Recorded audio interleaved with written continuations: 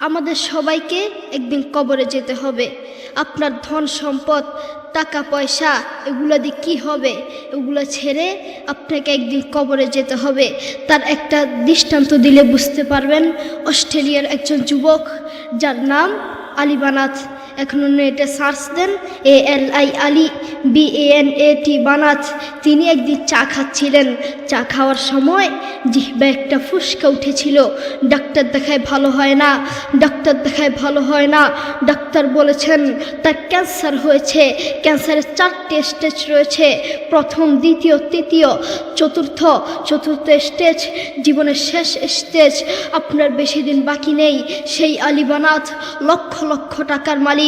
এক জোড়া জুতো ব্যবহার করতেন হাজার হাজার টাকা, এক জোড়া স্যান্ডেল ব্যবহার করতেন যার দাম 45,000 টাকা, একটা ফেরারি গাড়ি ব্যবহার করতেন যার দাম কোটি কোটি টাকা। সেই আলী বানাত এই মাটির নিচে চলে গিয়েছেন। তিনি মারা যাওয়ার আগে মহিলার মতো হাউমাউ করে কাঁদতে কাঁদতে মারা যাননি। তিনি মারা যাওয়ার আগে কোরআন তেলাওয়াত করতে করতে দুনিয়া থেকে বিদায় হয়েছে। আল্লাহু আকবার। সেই আলী বানাত মাটির নিচে চলে গিয়েছেন। তেমনিভাবে আমাদেরকে এই মাটির নিচে যেতে হবে। আজকের এই মাহফিল আপনার জীবনের শেষ মাহফিল হতে পারে। আজকের এই মাহফিল আমার জীবনের শেষ মাহফিল হতে পারে। আজকের এই মাহফিল বক্তাদের জীবনের শেষ মাহফিল হতে পারে। আজকের এই মাহফিল আমার বাবা মুফতি মোহাম্মদ আলীর জীবনের শেষ মাহফিল হতে পারে। আপনি আজকে মাহফিল করেছেন, আগামী বছরে মাহফিল করবেন, তার কোনো গ্যারান্টি নেই। হয়তো মাইক থাকবে, হয়তো মাহফিলের প্যান্ডেল থাকবে, হয়তো আপনি থাকবেন না, আপনার খোঁজ পাওয়া যাবে না, ঠিক কি না? যুবক, তোমাকেই বলছি, তুমি অনেক মানুষকে দেখেছ গাড়ি অ্যাক্সিডেন্ট করেছে, গোস্ত কেটে কেটে গাড়ি থেকে বের করছে, আর তুমি তা দেখে হাসছ, আর তুমি তা দেখে হাসছ। সেই জায়গায় তুমিও হতে পারতে, তোমাকেও এভাবে গোস্ত কেটে কেটে বের করতো। আপনারা অনেকেই জানেন তুরস্কের ভূমিকম্প হয়েছে, মাত্র 40 সেকেন্ডের একটি ভূমিকম্প, মাত্র 40 সেকেন্ডের একটি ভূমিকম্পে হাজার হাজার মানুষকে মেরে ফেলেছে। একটি 40 সেকেন্ডের একটি ভূমিকম্পে হাজার হাজার মানুষ মারা গিয়েছে। সেই জায়গায় যদি তুমি হতে তখন কি করতে? যুবক, তুমি বড়ই গুনাহগার, তুমি বড়ই গুনাহগার। তুমি আল্লাহর কোরআনকে লাথি মেরে, আল্লাহর কোরআনকে অসম্মানী করে কবরে যাবে, শান্তি পাবে না। তুমি জানো কোরআন কি জিনিস? এই সারা দুনিয়ার মধ্যে যদি শান্তি পেতে চাও, কোরআন ছাড়া কোনো বিকল্প রাস্তা নেই, ঠিক কি না? যুবক, তুমি সারাদিন মোবাইল, ইউটিউব, ফেসবুক, দুনিয়ার সব দেখতে পারো, কিন্তু আল্লাহর কোরআনটা দেখতে পারো না। আমি যদি তোমাকে প্রশ্ন করি, আজ সারাদিন কয়বার ইউটিউব দেখেছ? তুমি বলবে কয়েক হাজার বার। আমি যদি তোমাকে প্রশ্ন করি, আজ সারাদিন কয়বার ফেসবুক দেখেছ? তুমি বলবে কয়েকশো বার। কারো কারো জীবনে আছে মাস গিয়েছে, মাসের পর মাস গিয়েছে, কিন্তু আল্লাহর কোরআনটা একবার ধরার তার সুযোগ হয় না। কারো কারো জীবনে আছে বছরের পর বছর গিয়েছে, কিন্তু আল্লাহর কোরআনটা দেখার তার সুযোগ হয় না। তার মতো নাফরমান এই বাংলার জমিনে আরেকটাও হতে পারে না, ঠিক কি না? যুবক, তুমি বড়ই গুনাহগার। ও বন্ধু, এই সারা দুনিয়াটাই স্বার্থ, এই সারা দুনিয়াটাই ধোঁকা। যেই আল্লাহ তাকে এত আদর যত্ন করে বাঁচিয়ে রেখেছেন, যেই আল্লাহ তাকে দুটো চোখ দিয়েছেন, কত মানুষকে এই দুটো চোখ দেয় নাই। সেই আল্লাহর দেয়া চোখ দিয়ে আল্লাহর কোরআনটা দেখতে পারে না। তুমি জানো কোরআন কি জিনিস? একবার মোবাইলটা নিয়ে কানের সামনে ধরে দেখো না, ধরে দেখো কত মধুর সুর। তার একটা দৃষ্টান্ত দিলে হয়তো আপনারা বুঝতে পারবেন। আমেরিকার কয়েকজন মুসলমান যুবক এক খ্রিস্টানকে গিয়ে বলছে, গিভ মি 2 মিনিট স্যার, আমাকে 2টা মিনিট সময় দেন। খ্রিস্টান বলছে, no time, I am busy, আমার সময় নেই, আমি ব্যস্ত। যুবক বলছে, গিভ মি 1 মিনিট স্যার, আমাকে 1টা মিনিট সময় দেন স্যার। খ্রিস্টান বলছে, আচ্ছা ঠিক আছে। যুবক তার কানে হেডফোন লাগিয়ে কাবা শরীফের ইমামের তেলাওয়াত লাগিয়ে দিয়েছেন। যে খ্রিস্টান বলেছেন 1 মিনিটের বেশি সময় নেই, যে খ্রিস্টান 1 মিনিটের সময় নিয়ে কানে হেডফোন লাগিয়ে রাস্তার উপরে দাঁড়িয়ে পাক্কা আধা ঘন্টা আল্লাহর কোরআনের তেলাওয়াত শুনেছে। আল্লাহু আকবার। দেখেছো দেখেছো কত মধুর সুর, সেই কোরআনকে তুমি লাথি মারছ, অসম্মানী করছো। আল্লাহ তাআলা কোরআনে বলেন, ওয়ামাল হায়াতুদ দুনিয়া ইল্লা মাতাউল গুরুর। এই সারা দুনিয়াটাই স্বার্থ, এই সারা দুনিয়াটাই ধোঁকা, সারা পৃথিবীটাই ধোঁকা। বউ বলেন, সন্তান বলেন, যতদিন ক্যারিয়ার আছে ততদিন বউয়ের ভালোবাসা, যতদিন ক্যারিয়ার আছে ততদিন সন্তানের ভালোবাসা, যতদিন ক্যারিয়ার আছে ততদিন শ্বশুর শাশুড়ির ভালোবাসা। আর ক্যারিয়ার ধ্বংস, কাছের বন্ধু শত্রু হয়ে যাবে, ঠিক কিনা? তাদের মধ্যে কোরআনের কোনো শিক্ষা নেই, তাদের মধ্যে আছে স্বার্থ আর স্বার্থ, তাদের মধ্যে শুধু স্বার্থ আর স্বার্থ।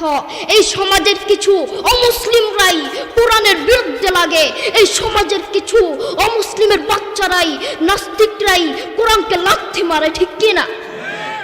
অমুসলিমরাই কোরআনকে লাথি মারে। আপনি বাপ, আপনার ছেলের খোঁজ নিয়ে দেখেন, আপনার ছেলে ব্রাজিলের জন্য দোয়া করে। আপনি বাপ, বাসায় গিয়ে খোঁজ নিয়ে দেখেন, আপনার ছেলে আর্জেন্টিনার জন্য দোয়া করে। আসার সময় দেখলাম এক পাগলা দোয়ার আয়োজন করছে। এক সাংবাদিক তাকে জিজ্ঞেস করলো, ভাই আপনি কার জন্য দোয়ার আয়োজন করছেন? লোকটি বলল, নেইমার অসুস্থ, তার জন্য দোয়ার আয়োজন করছি। তুমি নিজেকে মুসলিম মনে করো যুবক, তুমি নিজেকে মুসলিম দাবি করো, তুমি নিজেকে মুসলমান দাবি করো, অথচ তুমি ব্রাজিল আর্জেন্টিনার পিছনে দৌড়াও। যেই আল্লাহ তোমাকে চোখ দিয়েছেন সেই আল্লাহর জন্য কোরআনটা পড়তে পারো না। আপনি বাপ, আপনার ছেলেকে কোরআনের কথা বলেন না, ইসলামের কথা বলেন না, এই জন্য আপনার ছেলে ব্রাজিল আর্জেন্টিনার জন্য দোয়া করে। আপনি আপনার ছেলেকে বলেন, বাবা তাড়াতাড়ি ঘুমাও, সকালে অঙ্কের টিচার আসবে, বাবা তাড়াতাড়ি ঘুমাও, সকালে ইংরেজির টিচার আসবে, বাবা তাড়াতাড়ি ঘুমাও, সকালে স্কুলে যেতে হবে। আপনি নাফরমান, মা আর বাপ অঙ্কর কথা বললেন, আপনি নাফরমান, মা আর বাপ ইংরেজির কথা বললেন, আপনি নাফরমান, মা আর বাপ একবার বলেন নাই, একটা বারও বলেন নাই, বাবা তাড়াতাড়ি ঘুমাও, সকাল উঠে কোরআন পড়তে হবে।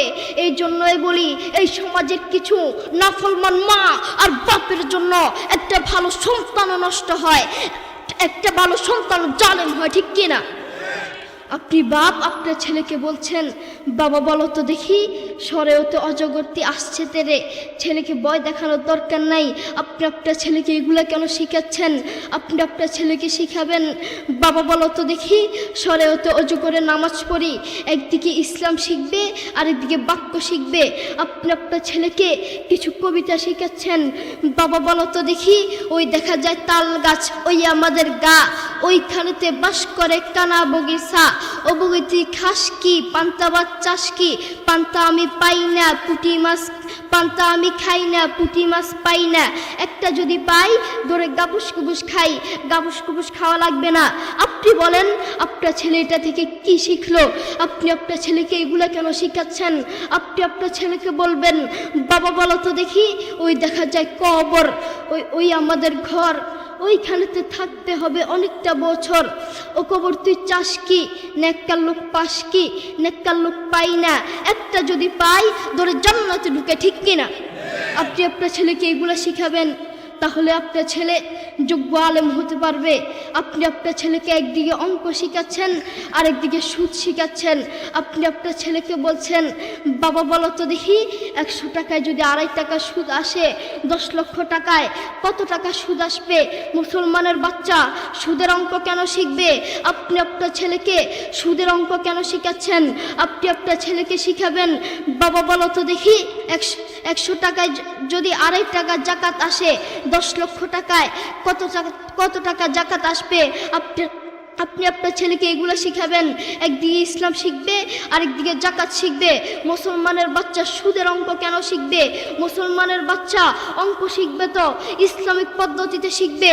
কোরআনের কথা বলতে যদি নিজের জীবন দিতে হয়, জীবন দিতে রাজি।